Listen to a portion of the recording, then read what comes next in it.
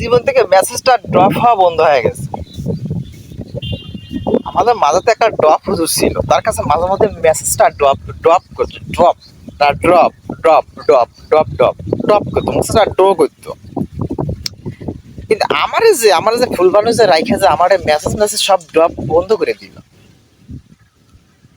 সবাই ফিরে আসলো। দ্বিতীয়বার যখন স্বাধীন হলো, স্বাধীন ছাত্র জনতা স্বাধীন করলো, সবাই সবকিছুই ফিরে পেল। যার মেসেজটা ড্রপ করতো না, তার মেসেজটা এখন ড্রপ করতেছে। আর যার ড্রপ ছিল সে ড্রপটা কিন্তু উঠে গেছে। তো আমার কি দোষটা ছিল?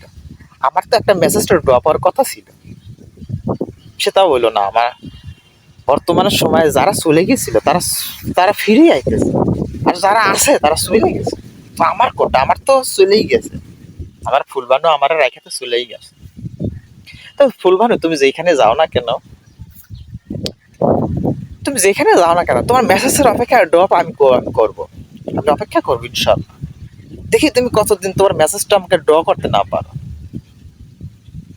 আমি অপেক্ষা থাকি বা থাকবো। এতে যদি আমি তো বুড়ো হয়ে যাই, সমস্যা নেই।